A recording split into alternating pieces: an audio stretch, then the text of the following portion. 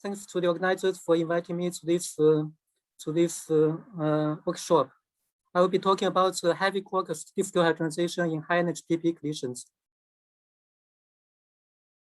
So here, in order to address this issue, the basic idea is that charm statistical coalescence hadronization is very much likely in the light quark rich environments such as high-energy PP collisions.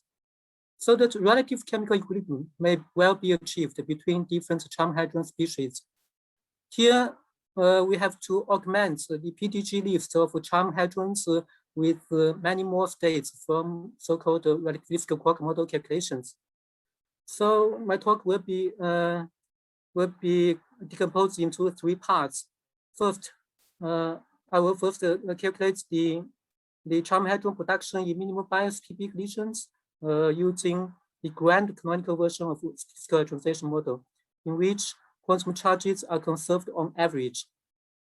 But when going to low multiplicity PP events, the strict conservation of quantum charges becomes very important. And this will be taken care of in the canonical version of the statistical hadronization model. And these themes were recently also generalized to the bottom hadron sector.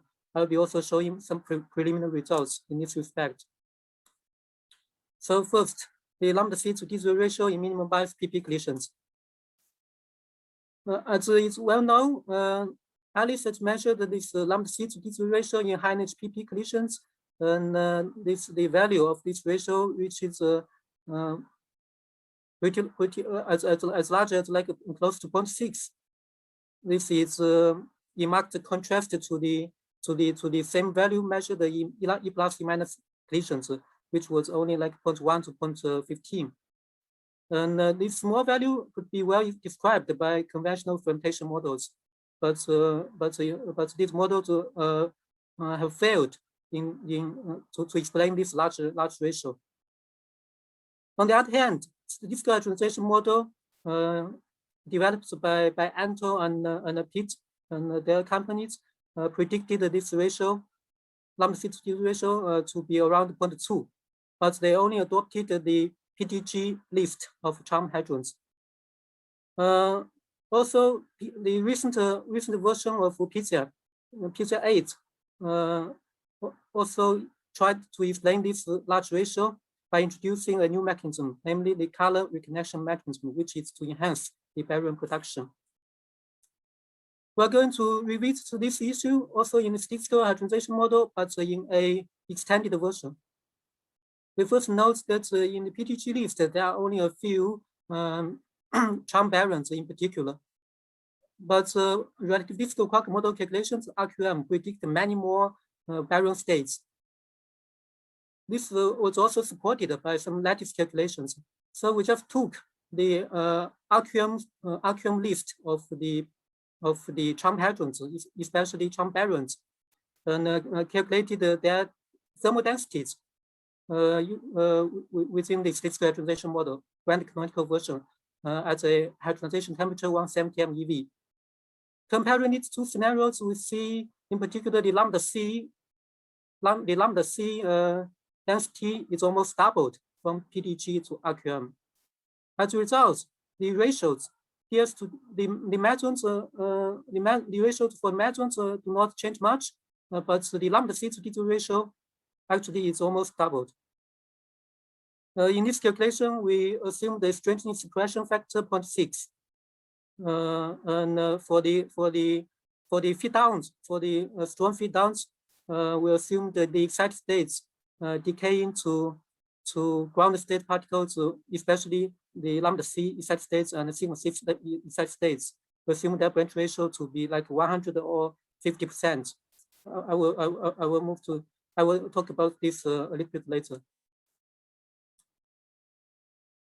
Then, in order to calculate the PD differential cross sections, we performed the fragmentation simulation of charm quarks into all kinds of charm hadrons, including so many excited states, and using the previously calculated densities as the fragmentation weight. Finally, Finally, we also perform decay simulations for all excited states to ground state particles. This way, we have obtained the PD differential cross-sections of ground state particles. For example, D0 mesons, DS mesons, and DS to D0 ratio. The red curve represents the result from RQM scenario, and the green curve is the result from the PDG scenario. You see both PDG and RQM scenarios are working pretty well for charm hadrons, but of course, the fitted charm cross-sections will be different. For the RQM scenario, the charm cross-section was 1 millibar, and for PDG, it's 0.85 millibar. Well, these two scenarios, both of these two scenarios are working well for mesons, but the lambda C baryon clearly favors the RQM scenario with many more states, also with a large cross-section, as shown here, the red curve, and the ratio of lambda C to D0 ratio. Simply, the PT enhancement, the enhancements at low PT compared to the PDG results, it's due to the feeddowns of the augmented RQM augmented baryons decaying into the ground state lambda C. The band of the result represents the uncertainty in the branch ratio. We took it to be 50 to 1% for the excited lambda C and sigma C when they decay into the ground state lambda C. And this augmented version of statistical characterization model is also working well in explaining the sigma C to D0 ratio. But the cascade C to D0 ratio is much underestimated, as shown here. Although the value from this calculation is already twice as large as what PCA8 with color reconnection mechanism predicted. Okay, then move on to the second part of my talk, system size dependence of this lambda C to D0 ratio. Alice also measured this ratio in different multiplicity charged particle multiplicity bins. You see, indeed, there is a marked system size dependence of this ratio. This might be straightforwardly consistent with the statistical coalescence model or process. For example, the lambda C contains 2 light quarks, and the D meson contains only 1. Then the lambda C to D0 ratio should be proportional straightforwardly or superficially should be proportional to the density of the light charged hadrons. We're going to investigate this in the canonical version of a statistical characterization model. This is the canonical partition function that strictly conserves the charge, the electric charge, the baryon number, strangeness, and the charm number. For example, if we consider only the baryon number conservation, this partition function shows a very clear step function, which is more suppressed toward a larger baryon number. This is because once a baryon is created, then simultaneous creation of anti-baryon is required in order to fulfill baryon number conservation. But this process is, of course, very much energy expensive. Then the production number of a charm hadron in the canonical version of statistical characterization model differs from the number in the grand-canonical calculation by this so-called chemical factor, which is to characterize the canonical suppression for hadrons that have non-zero charge. Okay, then this table shows the calculated so-called chemical factors. Let's look at, for example, one column at a given volume. One column at a given volume. For example, this is the smallest volume here. We see the chemical factors are progressively smaller for hadrons containing more charges, from D meson to DS, lambda C, and then to cascade C. Omega C contains progressively like a strangeness, one strangeness, and then baryon number, strangeness plus baryon number, and baryon number plus 2 strangenesses, then the chemical factor becomes smaller and smaller. Looking at one given row, we see the chemical factors increase with volume. And finally, tending to the same common residual canonical charm suppression at the largest volume. This is because the canonical suppression, canonical baryon number conservation, and canonical strangeness suppression are diminishing at the largest volume. So the relative, as a result, the relative chemical factor of lambda C to D0 and df to D0, both of these relative chemical factors are increasing with volume, and finally tending to 1, to unity. Then we calculated the densities within this canonical version of the statistical hadronization model for each charm hadrons, including the feeddowns. So these are total densities with feeddowns. Look at this row. We see the density of each charm hadron is increasing with volume toward the grand-canonical limit. And the lambda C to D0 ratio, df to D0 ratio indeed show a marked system size dependence. Look at this row and this row at the bottom. So from the grand-canonical limit, large volume limit, to the small volume canonical limit, this represents around 40% reduction. And then, similar to what we calculated before, we perform the fragmentation and the decay simulations for all these excited states, and finally calculated the PT differential cross sections and the PT dependent ratios for the ground states. So we see indeed the lambda C to there's a splitting for this lambda C to D0 ratio between high multiplicity and low multiplicity events. And with RQM, the RQM scenario indeed describes much better the data than the PDG scenario. This is simply due to additional canonical baryon suppression on charm-baryons, which of course becomes stronger toward smaller system size. As a result, this splitting comes out naturally. Here we have set up a relation between the so-called canonical volume and the charged particle multiplicity. A similar splitting of df to D0 ratio is also observed, as shown in the right plot. This is again due to the additional canonical strangeness suppression. Okay, the third part, it's about the bottom hadron production, especially the lambda D to B0 ratio in minimum bias PP collisions. Similar to the charm sector, in PDG list, there are only a few bottom hadrons. Not only for bottom hadrons, but also for bottom mesons. And relativistic Quark model calculations predict many more states. So we took all these states and calculated their again thermal densities at 170 MeV hadronization temperature.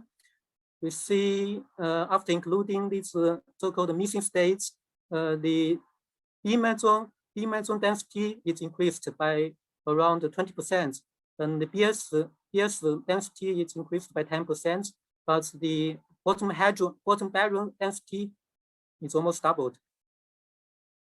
As a result, the ratio of B0 to BS to B meson from PDG to RQM scenario is a little bit reduced from 0.29 to 0.26, but the lambda C to B0 ratio is much enhanced.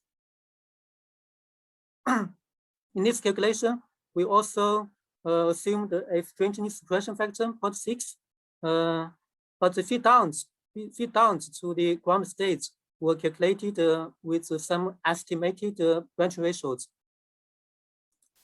So let me talk a little bit about these estimates of branch ratios. We did this by considering all these diagrams, combining combining the quarks into all possible hadrons. We counted all possible diagrams once a channel opens up in terms of their mass threshold. But in this calculation, we note that we assume the probability of producing a quark-antiquark pair is proportional to this exponential factor with this hadronization temperature.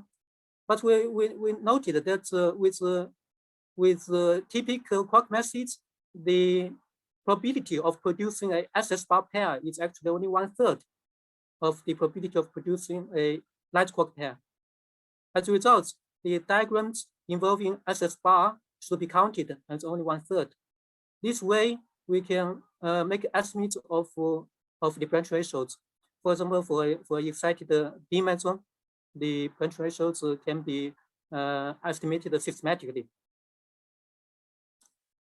In a similar way, the branch ratios for a bottom baryon can be also estimated.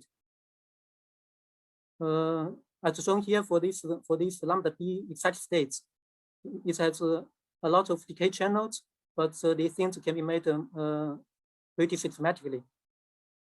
The results obtained this way are pretty comparable to some model calculations, but with only very limited results.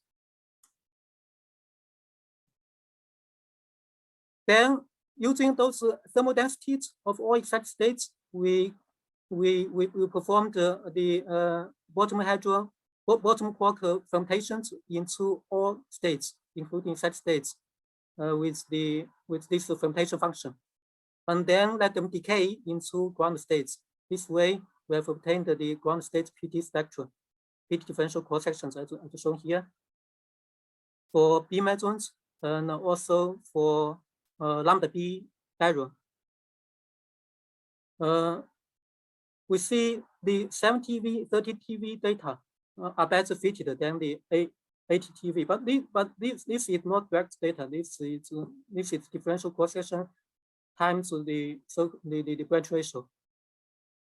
And the fitted cross section, big bar cross section, was at 34 microbar at 7 TV and 68 millibar microbar at 30 TV at fold rapidity. Finally, the bottom hadron ratios. PS to B meson ratio. We see this ratio is almost unchanged from 7 to 30 TV. But after including the missing states from RQM, this ratio is actually a little bit reduced from the dashed curve to the solid curve, making it closer to what data showed. For the lambda B to B meson ratio, also the PDG only curve is far off data. So it is essential to include the missing states from RQM predictions.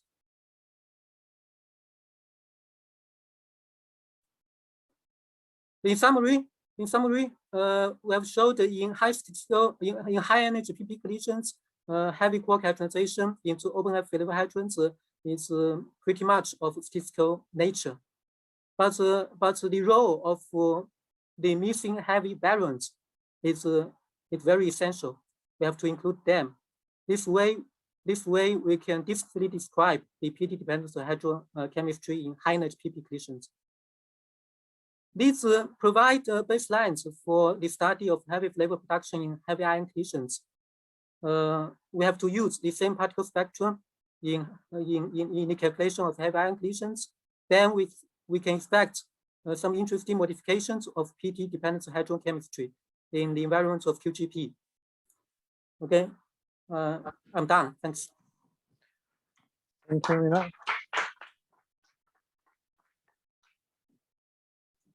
There are questions in the audience.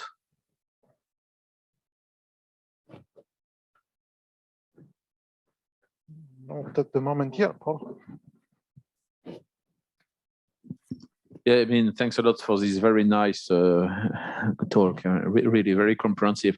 I was just wondering, since you also told us that you modify the fragmentation function, then do you expect to see some consequences from this modification, the fragmentation function in A plus A minus collision?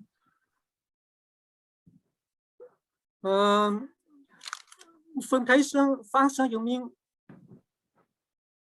At some point, you said that you also included this augmented state in the fragmentation function, correct?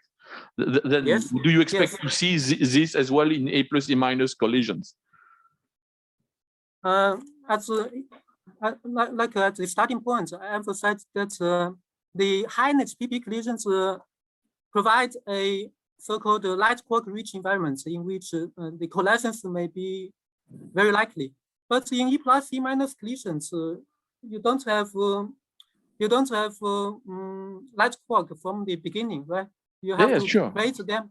So maybe that's a different environment, and so this scenario maybe not working well in that in E plus E minus collisions. So let me reformulate my question. Then the fragmentation function part of your model, is it dependent on the environment or is it still universal?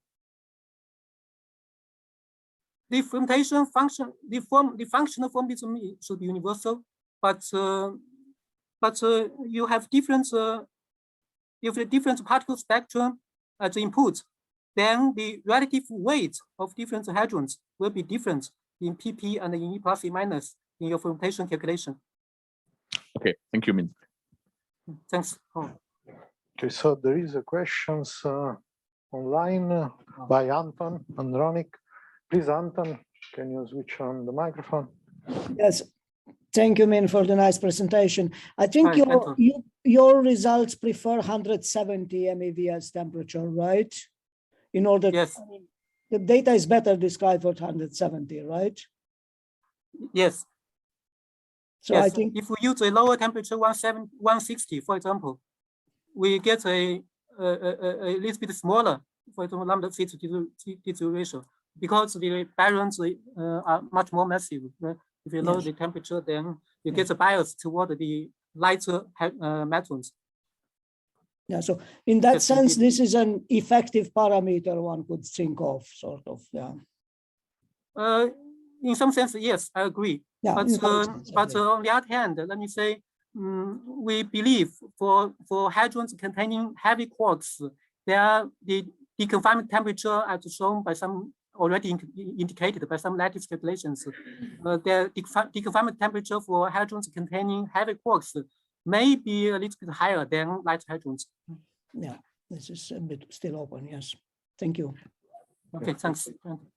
I would like to comment on this point of Anton. Is it true that maybe should be a part of the uncertainty, in the sense that when the mass is around 2 GeV, to change the temperature by 5 MeV in a statistical approach is an important consequence. Of course, we look at the ratio, but what I mean, it is a part of the uncertainty in the model, at least this, that maybe should be added to your band. Can you hear me? Hello? Not very clear. Okay. Okay, now, sorry. I was not working properly, the microphone here. I was just saying that the uncertainty in the temperature maybe is something that should be added to the band of uncertainty in the prediction. Just this, following the comment of Anton. Instead, online, there is another question from Weber. Johannes Weber. So please switch on the microphone. Hi, man. Hey, thanks for the talk. So the volume is. I cannot hear you. Sorry. Oh, just a second. Now it should be better, right? No. If you can increase more, it's better.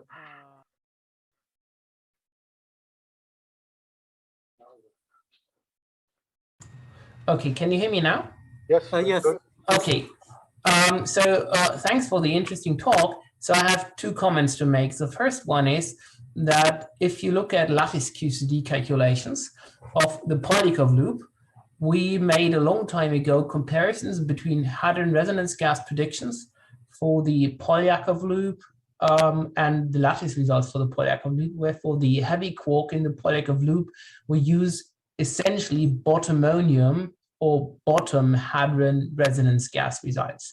And there we found that the disagreement between hadron resonance gas and the lattice results starts at much, much lower temperatures than the results than the sort of apparent agreement that you have between HRG and the light constituents in the QGP. So that might be one thing that sort of points also in this direction, that there are missing excited baryon states in the bottom sector that are missing and are just sort of found in the hadron resonance gas. The other thing that I wanted to mention that's a is very good point. Anton brought this up, that the heavy mesons appear to find deconfinement at higher temperatures than the light ones. So when we look at the Polyakov loop and we take define the static quark entropy shift from the Polyakov loop, which takes into account many of the systematic issues that one has when directly looking at the signature of the inflection point of the Polyakov loop as a signal for deconfinement. If one takes this entropy shift, which is much safer, you find that within the statistical areas, you get exactly the same maximum as you get from any chiral observer. So this should maybe not be seen as a different deconfinement temperature, but it should sort of be seen that the heavy quark mass might sort of suppress the sensitivity to the actual transition. But if you really look at the transitions that you extract, once you take everything into account, you get the same temperature. At least that's our impression so far. So anything that thermalizes with the medium will sort of see the same temperature. Okay. Okay. So you're saying in terms of deconfinement, hadrons containing heavy quarks should not be different than light hadrons. Right. So the sensitivity to the critical behavior should be the same if you look at heavy quarks or at light quarks. It's just that sort of, I mean, some epsilon or so is not going to melt at these low temperatures, of course, but if you have something like B mesons, they should sort of, if you find a proper parameterization in terms of the maximum of the of any crossover sensitive quantity, it should point to essentially the same maximum. At least that's what we naively expect from what we see on the lattice. Okay, thanks for pointing this out to me. Interesting comment. Can you hear me with this?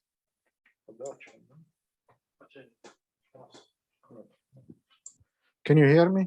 Yes. Okay. Are there other questions here? I want to ask Mine one point. Yeah. In your approach, essentially, it seems that you have in mind coalescence, right? But on the other hand, you do fragmentation. And because when you say, for example, the lambda C over Vs. Okay. Yeah. So okay, from this point of view, how, if you can comment about it, and when you move, for example, from here to AA, how you will modify the fragmentation? Because there, probably, if you do everything by fragmentation, it's difficult to get the behavior that one sees in AA collision. Just if you can comment a little bit between this, that in some models seems to be different approaches, but here become the same in a way. And also, okay. Okay. First, indeed, here we just use the fermentation function to model the hadronization process. Right? That's only fermentation, but the relative weight of fermentation into different kinds of hadrons is determined by the densities calculated in this statistical hadronization model. In this sense, this phenomenological fermentation already combines the fermentation with coalescence, especially at low PT, right? At high PT, the fermentation indeed it's as shown by the data. At high PT, the decreasing behavior of, for example, lambda C is well captured by the fermentation. And then going to AA, we know we still use in AA calculations, we still use the same fermentation function. But at low PT, we know in AA collisions at low PT, the hadronization is dominated by recombination. So using that fermentation, should not affect much the low PT physics. And at high PT, the fermentation already captured all the physics. Okay. Well, I don't know. We'll see how it exactly work. However, from one point of view, so you have in mind something that is completely thermalized from the point of view of the yield, why is non-equilibrium in the PT distribution? No, it's not thermalized. It's not. I don't say that. Well, kinetically is not thermalized, right? In the PT spectrum is completely non-thermalized. It's not. But we just say you see the density. It's the integrated density is determined by the low PT yield, right? By the low PT part. Yes, I agree. So yes, we don't say it's thermalized, but we just say the fermentation weight should be determined by the densities.